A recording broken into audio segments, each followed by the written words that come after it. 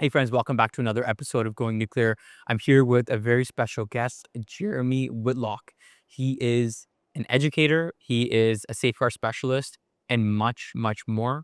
So, Dr. Whitlock, welcome. Thanks, Osama. It's a pleasure to see you in the flesh after such a while discussing with you different things over the internet. It's a pleasure to be here at the CNA.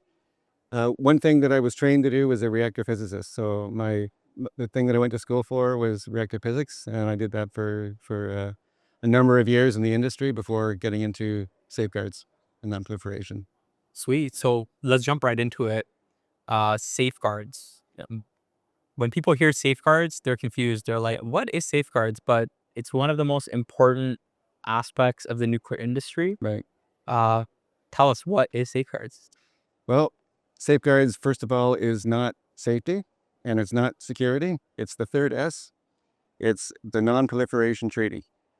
And so Canada in the early 70s signed the Non-Proliferation Treaty along with hundreds of other countries.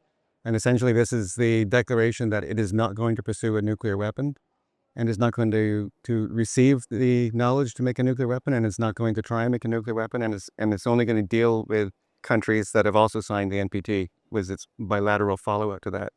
And so if you're going to enter into that kind of an obligation, you need a third party to vet that and to verify it. And so that third party is the International Atomic Energy Agency, located in beautiful Vienna, Austria, where I spent the last 8 years.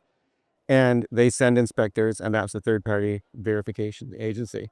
What they're doing is they're checking the safeguards, and the safeguards are cameras, seals that belong to the International Atomic Energy Agency, or the IAEA. The cameras, seals, laser scanning devices, just walking through a plant, just sending an inspector with good old fashioned walking through a plant on the way to check seals. They're looking for other signs of diversion of nuclear material. Even Canada, the Boy Scout of Earth. Nobody's exempt that has signed the NPT. The closest you get to exemption is if you already have nuclear weapons. If you're a nuclear weapons country like the U.S., like Russia, like France, like China, and England is the fifth one. If you are one of the 5 nuclear weapons countries, you are not under comprehensive safeguards. You've already got nuclear weapons, and this is part of the deal of the Non-Proliferation Treaty.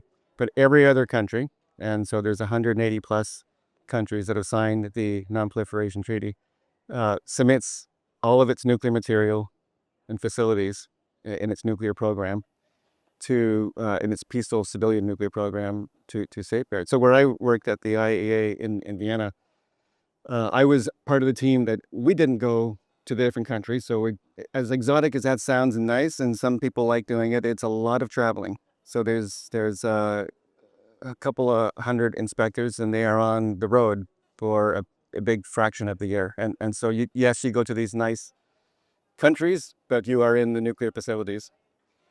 And so you're on the concrete floors, and you're in the low humidity and the heat sometimes, and you're spending afternoons, and you're looking for the nuclear fuel. You're looking for the spent fuel in the storage pools. You're going to the dry storage containers, and you're making sure that the seals are on the dry storage containers. We don't open up the dry storage containers. You check the seals, which is the beauty of the safeguards. So the inspector comes, and is the IAEA seal, so it's not the operator seal, but is the IAEA seal still intact? And if it is, they haven't been into that container. I was part of the group that was behind the scenes, making sure that the right protocols were followed. For example, in that particular scenario, the inspector comes and looks at the dry storage container, looks at the seal. How they check the underside of the container. It's a big concrete thing. It's heavy. You can't easily lift it, but it is liftable. It was put there on the pad by the owner. The owner belongs to the country. The country is what has signed the NPT. So what makes safeguards different from both security and safety, because safety, the antagonist is physics and chemistry and nature and the weather, compromising your facility, making it more dangerous to other people. Security is bad people coming over the fence or an internal threat, but it's not the owner of the facility itself. And safeguards, the design basis threat in safeguards is the operator of the facility, is the country, is the government, the army, the police, the intelligence community. everybody, the person sweeping the floor, are in on this hypothetical covert conspiracy to divert plutonium or uranium from the spent fuel or from the fresh fuel to a covert nuclear weapons program.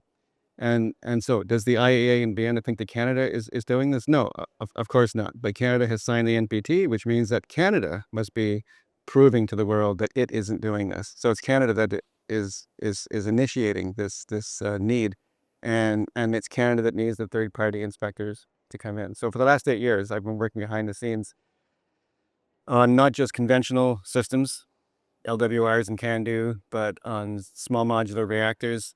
On a lot of it was waste management, so the dry storage containers I was talking about, even decontaminated waste, where you might, because believe it or not, you've got small level, low concentration sometimes of uranium, plutonium even, in facilities that were used to say their legacy facilities at Chalk River or legacy facilities at Port Hope. You take apart an old concrete building, it might have uranium dust embedded in the concrete. If it's uranium and plutonium, even in low concentration, it's subject to safeguards. Now, if it's low enough concentration, the IAEA can terminate safeguards. The state can request that the safeguard be terminated. And of course, that's what the IAEA wants as well, because who wants to be applying safeguards to contamination level quantities, concentrations of nuclear material? But that even though that's low sensitive material, that's the largest volume that we deal with, and the most, I would say, the most difficult currently that I saw in my time over there, because you have it's not just embedded in concrete and sometimes large volumes of it, but the understanding that it's subject to safeguards, it's has a lot to be there's a lot to be done in getting that message out there.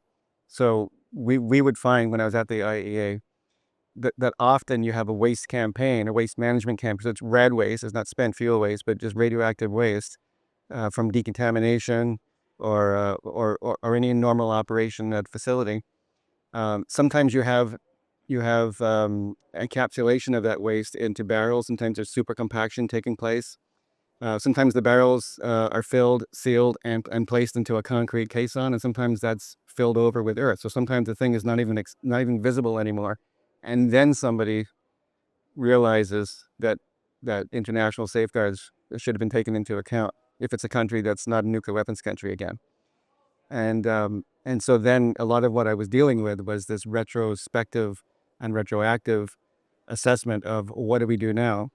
First of all, there's the raising of awareness. Now we all know that it's under safeguards. What are we going to do about it? No, we're not going to make you dig up those X number of barrels, but we need to have some level of assurance of what went into those barrels.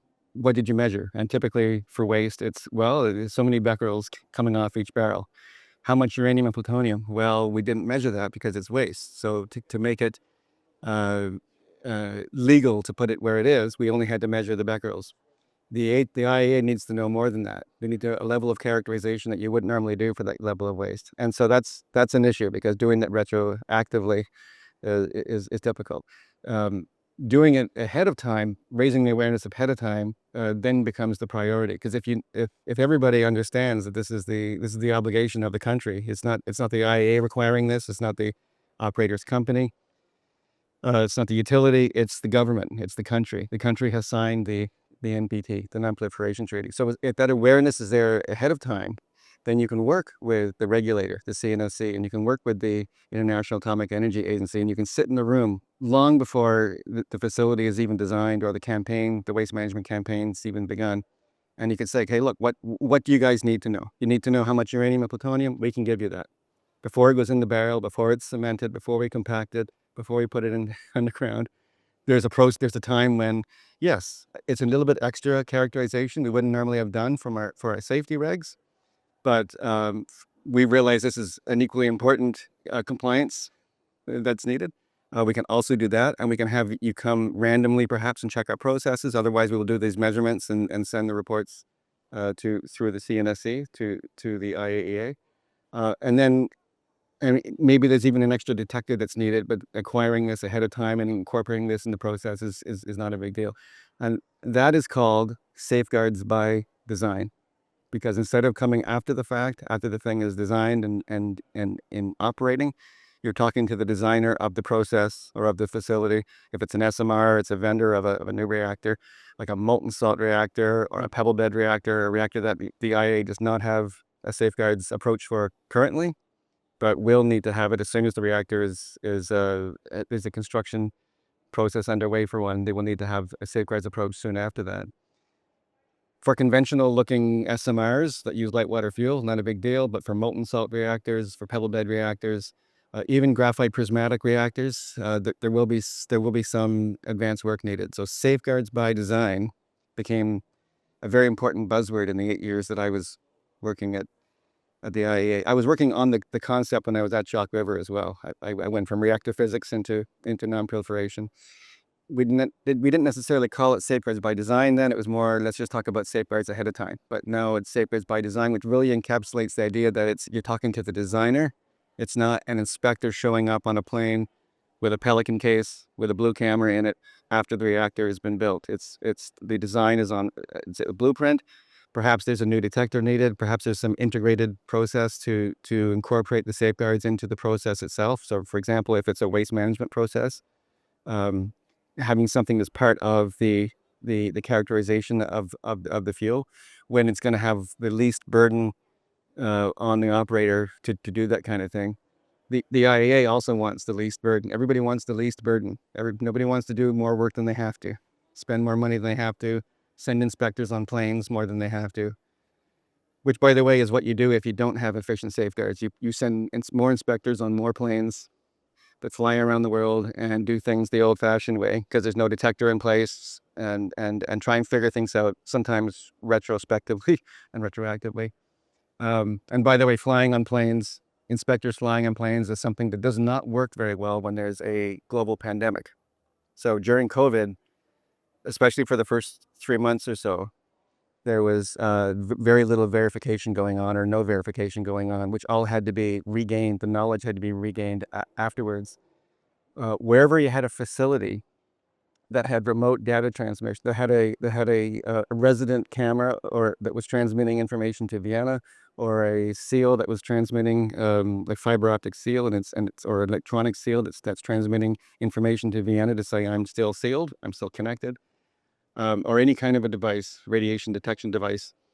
If you can sit in Vienna and look at these devices, look at these cameras signals, and basically get the lion's share of the inspection done, you can still have continuity of knowledge even during a global pandemic. And any facility that had that in place retained its continuity of knowledge. And that's a very small percentage of the facilities out there. Several in Canada, by the way, have that installed. CANDU reactors have that installed. Wherever you didn't have that, then there was loss of continuity of knowledge, and you had to regain that often as soon as you could, as soon as flights were possible. Hmm. Once you got into sort of month 6, month 7 of the COVID pandemic, it was possible to go to some countries. Of course, then you had these large quarantine periods. You had sometimes when inspectors were going to a country and they were spending 3 weeks in quarantine, then doing a couple of days of inspection, and then coming back to Austria and spending a week in quarantine. Extremely inefficient way to do safeguards, and all of that can be avoided with remote data transmission and equipment that's resident at the facility. And you get that through safeguards by design, because all of that can be, or you're taking data from the operator's instruments. That's possible as well. It's not as nice because remember the design basis threat is the operator.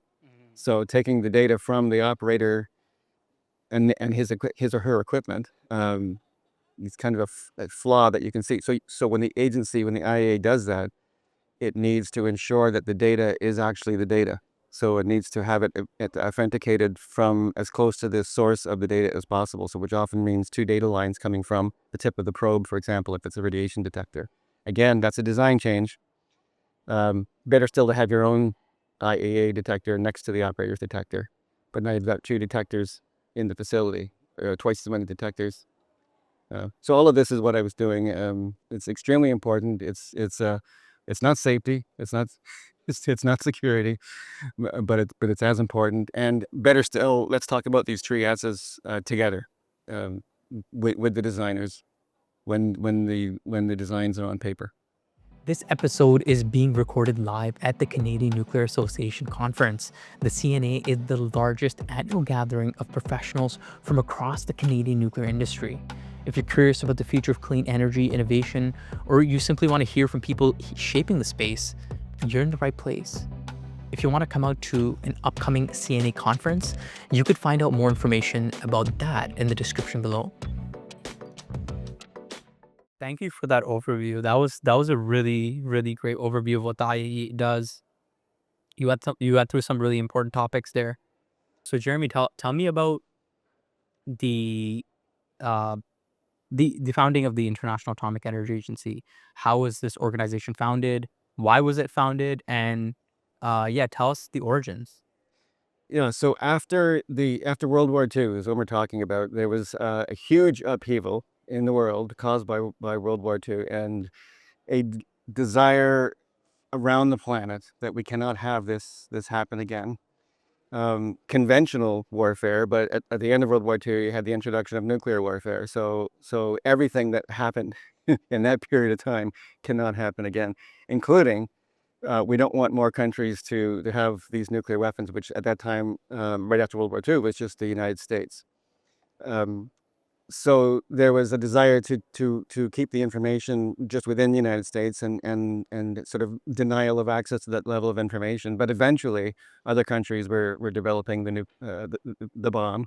And so there was a recognition that, as well, at the same time, there was a recognition that there are an immense amount of benefits from nuclear energy, not just electricity production, but nuclear medicine, isotopes, clean water, enormous potential, and it was just being realized at that time. And so there was this simultaneous desire to spread the good news of nuclear throughout the world, the benefits, but you need to, how do you control the ability, retain the ability to make nuclear weapons only in the countries, the one or the two, it soon became five, that had that ability.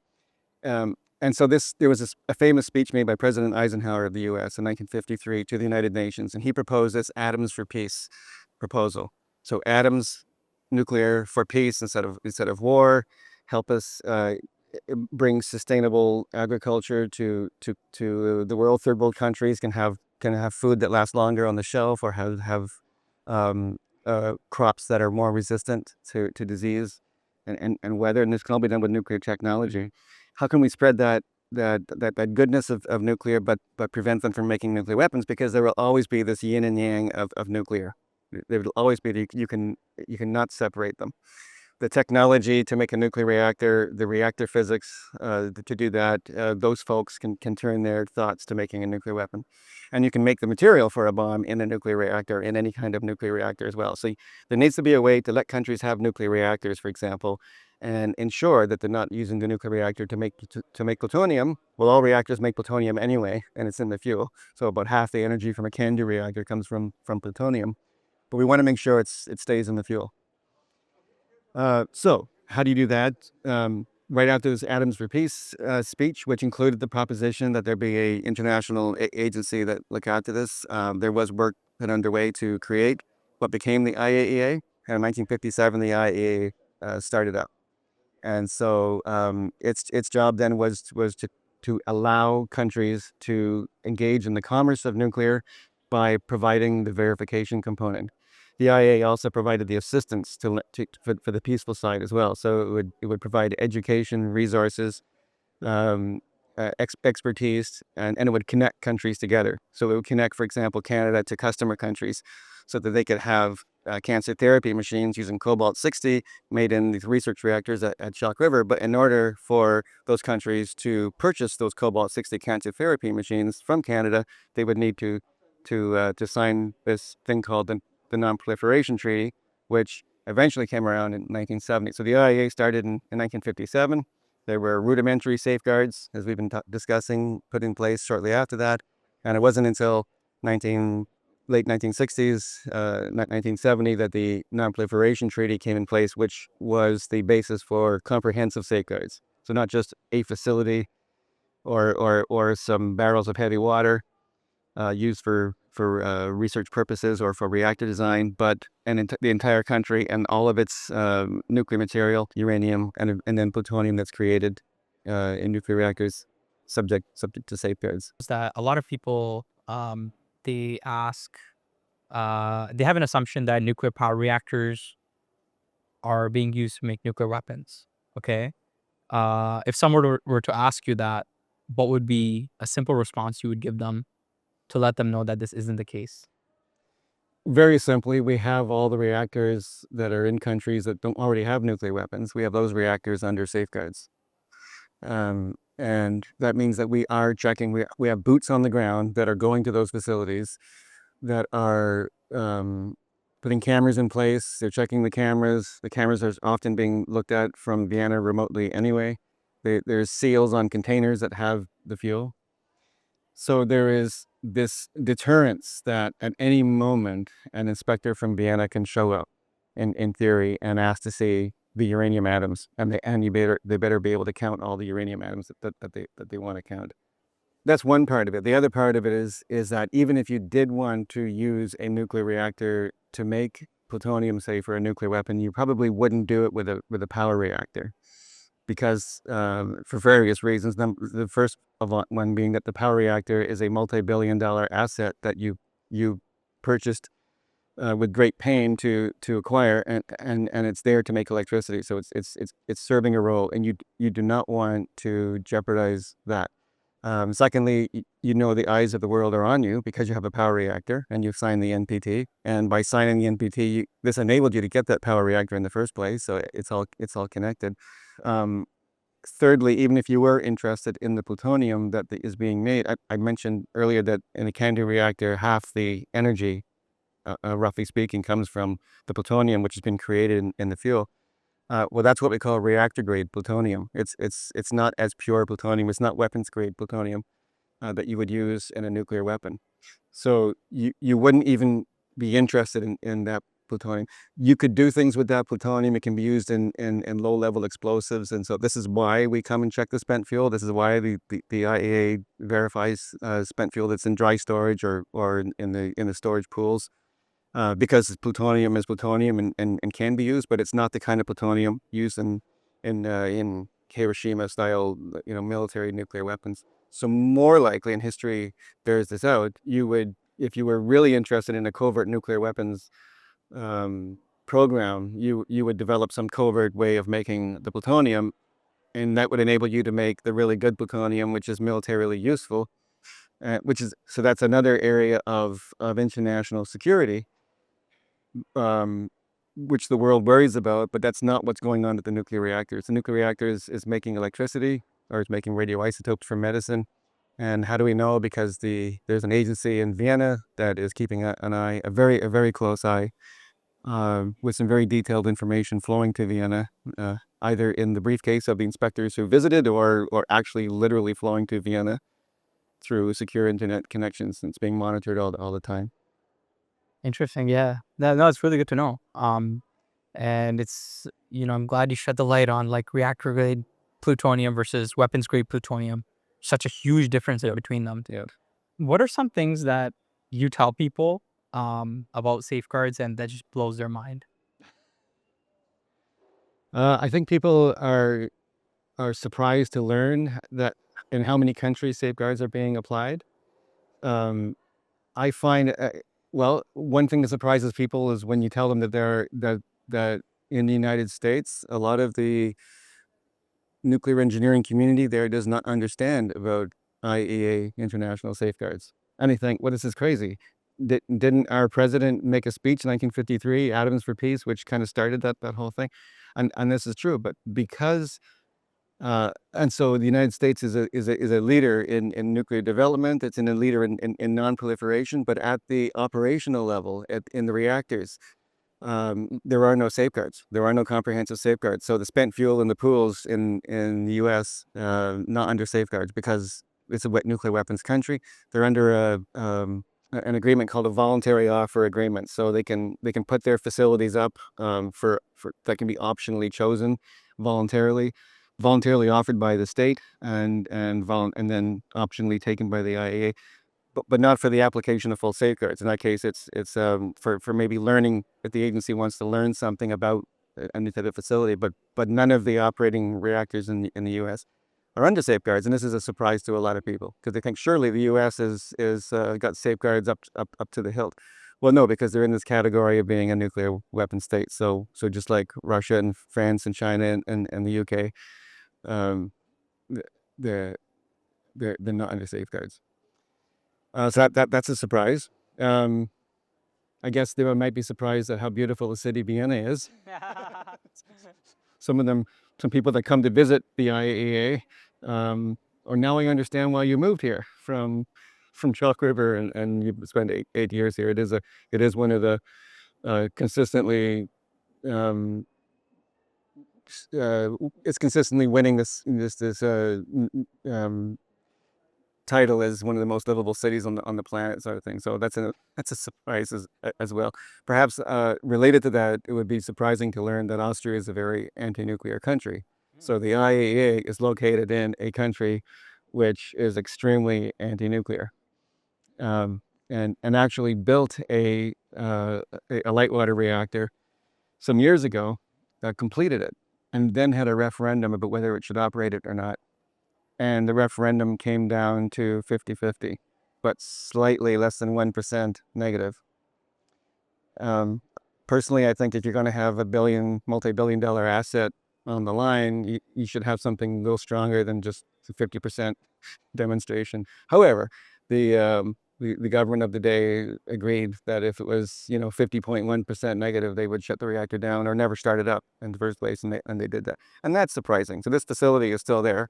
It makes it a really good training facility because it's a nuclear reactor that is everything is there, but it is never operated, so it's not radioactive, and you can go into all the innards and you can train IAEA inspectors because it's only about an hour from the IAEA. So it's this inadvertent training facility, so to speak. It's also used by. There's been some movies that have been filmed there as well. That's so cool. I think it's a really cool YouTube video where they go inside that reactor, Mhm. and you see the pressure vessel, Oh yeah, yeah, all yeah. these kind of really cool areas. And I believe they've even had they've had some events in that concert. Sorry, like Yeah. concerts or whatnot. It's quite a cool place. Yeah. That area. That's pretty awesome. Okay, so how was it like living in Vienna? Like, I know you lived there for several years. How was the city like? Tell us a little bit about that. Vienna is an easy city to live in. It's safe and clean. The people are nice. It's a German-speaking city, so there's an opportunity to learn German. I didn't learn it fluently because I first of all, you're working in English at the IAEA. It's an English-speaking environment. I was surrounded by my posse of Canadian friends. Um, could have reached out a little more. We had some local friends as well, but a lot of you people that you would go and have birthday parties with and other events are English speaking. And the city itself, English is a second language there, and they're very proud of their English. And so you walk into a restaurant, and as soon as they know that you're English speaking, out comes the English menu. It's driven by tourism as well. I think tourism is the number one industry in Vienna. Would be my guess. So it's a beautiful city. It's got a freakishly efficient public transit system. Canada could learn a lot. I was almost embarrassed to be from Canada, where a country that should have a lot more trains going east-west. But no, we hop in our SUVs and we drive. Where in Vienna, yes, in Austria, which is much like the rest of Europe, you can just go anywhere you want. If you pick where you want to go, there's going to be a train leaving within 40 minutes going to that place. And if you miss that train, there's going to be one 20 minutes later, and so on throughout the day at a very low price. So that was very nice. This really surprises folks from Toronto, say, when I tell them how much it costs to ride the subway in Vienna, €1 a day. Wow. So you pay 300, you literally 365 euros a year gives you free pass to all the subways, streetcars, buses, and a lot of the regional trains without going through a turnstile, just the honor system walking. And so as a pedestrian there, we didn't own a car for 8 years. We got rid of a minivan and a car when we went to Vienna. You get quite used to just wandering from bus underground to a subway and then up, and then you go to an event, and then you come up and then you just find the nearest thing on wheels and you hop into it, and it's all covered by this past that you've got somewhere in your wallet that you haven't seen for months, and now it's on your phone anyway. So yeah, it's a nice place to live, and I encourage it. I often, I mean, the IAEA looks for expertise in the industry, so they're not going to take a lot of. They have an internship program. They have the Lise Meitner program where they have young women that are they're already going through grad studies can spend a year as part of. It's kind of like intern program plus. Um, you don't make a lot of money, but you're living in Vienna and you get to work at the IAEA. So, but other than that, generally the professional ranks at the IAEA, they're looking for at least 5 or 7 years of professional experience because the whole point is that you have expertise. It's not a training facility. It's a user facility of member state expertise. But notwithstanding that, I tell people think about if you like multicultural environments to work, if you like the idea of living in Central Europe and having 12 countries on your border within a 3 or 4 hour radius, um, and it's the EU, so that those 12 countries don't need passports to get into. Um, then think about the IAEA, and it can be anything. You can be in any profession in the nuclear world, or even not, but it can be applied. Think about working at the IAEA because they could use the expertise, they can use the enthusiasm and energy of young folks. Lord knows they can use the energy of young folks. And once you've got the 5 or 7 years, and you get in the itch, look to the IAEA. Yeah, it's in Vienna. Nice. That's honestly like your I love this detailed explanation. I'd love to visit Vienna. I actually haven't been to Vienna yet, so Well, one day that's definitely on my list to go to the headquarters and yep, I would have loved to show you around for sure, for sure. if I was still there. And I think one really cool aspect that I think a lot of people romanticize is maybe inspectors kind of traveling across the world, which for young people I think is really fun with a lot of energy. It's a young person's gig. Yeah. So, how's that like traveling across the world? Like, I'm sure you've talked to a lot of Yeah. inspectors. Yeah. What's that job like? So again, that's not what I did, but I knew a lot of inspectors, and it's trying. It's not as exotic as it sounds. You do go to some really nice places. So if you just look at the names of the countries that go, it's every country on the planet. So you name it. Some countries are nicer than others, but they will go less to the countries that don't have a nuclear program, and most countries don't have a nuclear program actually. Um, and they'll go more to countries like Germany and in the EU. They'll come to Canada a lot, but in Japan. But they're on the road a lot where they're flying. They're doing a lot of flying. So I'm talking like 100 to 200 days of the year. Whoa, yeah, yeah, closer to 100. But it's very trying. You have to have an aptitude for observational skills. You have to like spending hours in nuclear facilities, which, as I mentioned earlier, are usually dry, hot, concrete floor facilities. You're bringing your own instruments with you a lot of the time. So you're traveling with Pelican cases of instruments. You are what you're doing when you get there is you're cutting seals, you're inspecting seals, cutting them, replacing them with new seals. Or you're taking SD cards out of cameras sometimes. You're using your observational skills. So you're looking, it's not just are you trying to verify that nuclear material has not been diverted, but you're also verifying that there's not some covert operation. So there's not some hot cells in a room off to the side where they are, say, reprocessing the material which they would divert. So you're looking for signs of construction, which is not there on the blueprints. And design verification is a big part of safeguards. It's not just that you're verifying the ongoing operations, but it's 'cause that really wouldn't matter if the place wasn't built the way it was supposed to. If there was a secret room, the underground layer where they're doing the separation. So you need to know the underground layer is not there. So inspection starts before when it's a hole in the ground, Mhm. and they will show up during construction. But the life of inspector it's not for everybody. You do get to go to a lot of countries. So if traveling is something you like, especially if you're young and you want to tick off a lot of countries, I don't mean tick off in an angry way, but tick them off on your bucket list. Um, then yes, you will see a lot of countries as an inspector. So the big question is, are Uh, first class flights being covered? Like, can you sleep on the plane? It's depends on the number of hours. Like a lot of Okay. organizations have a threshold for the number of hours. So there will be, I forget what it is for the IAEA, and it changes anyway. But for some of the longer haul flights, yes, you fly in comfort. Not bad. Yeah, Doesn't sound like a bad deal. yeah.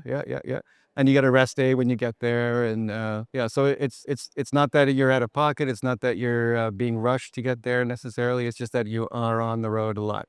Mhm. So if you've got a family back home, they're not going to see you.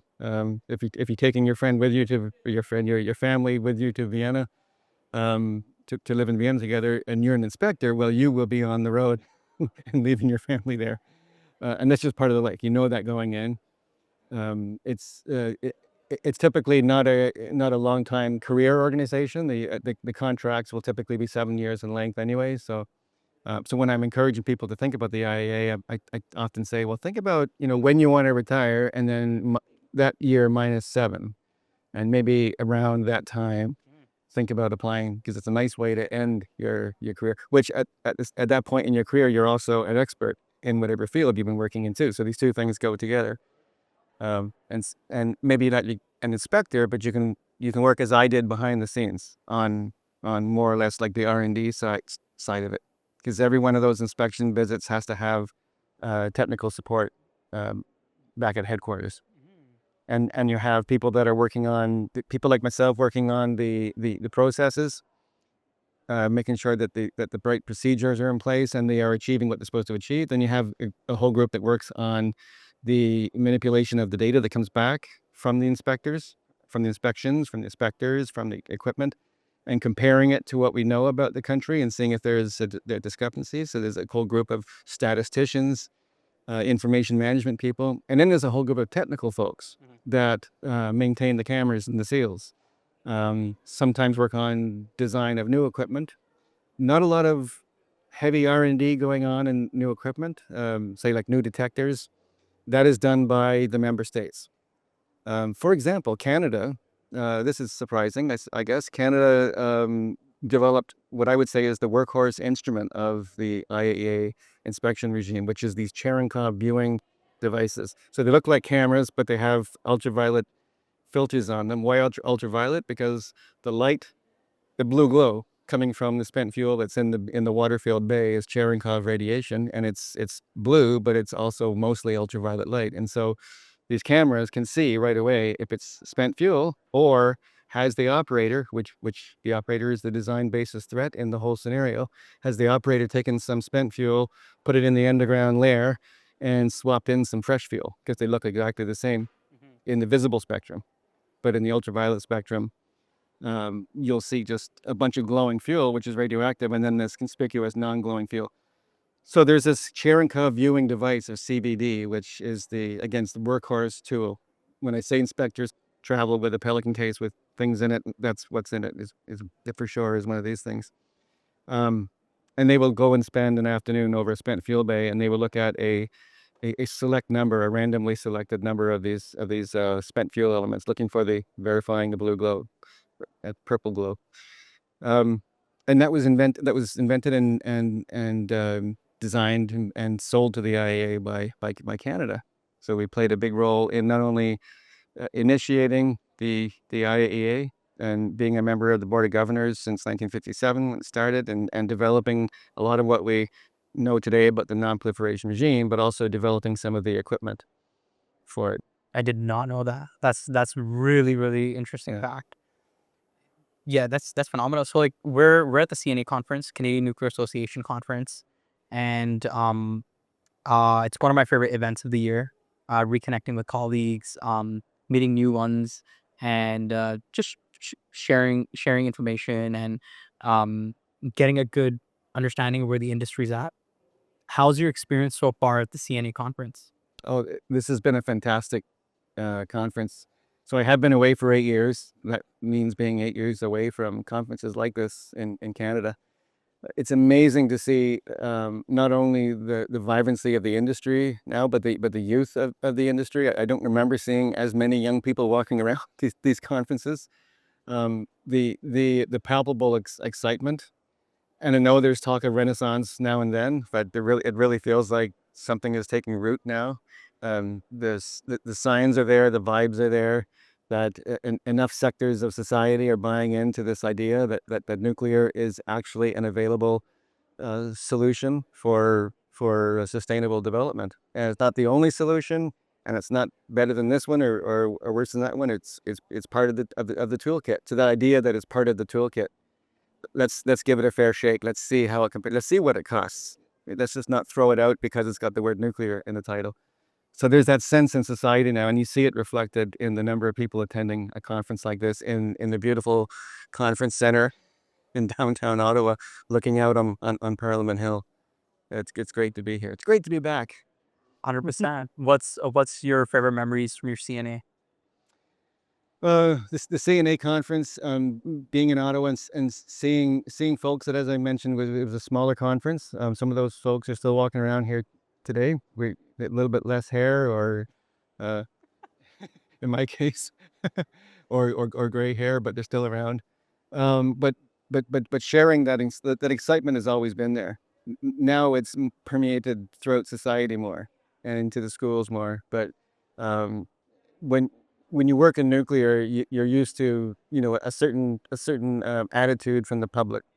Let's say, or you're at a party, even if someone asks you what you do, and you say, I work in nuclear. Oh, have you blown somebody up today? Or do you glow green? And haha, haven't heard that one before. So the conferences like this, the CNA conference or the CNS conference, the Canadian Nuclear Society, um, were always venues where you had like-minded people who get it, who have dedicated their lives to making nuclear energy safer and more affordable, and in some cases trying to explain it better to the public, because being safe and affordable doesn't matter if the public doesn't understand it, because then politicians won't back it, and you need lots of money to build nuclear reactors. So it all comes down to the social license is extremely important, and I think that's what you see change now.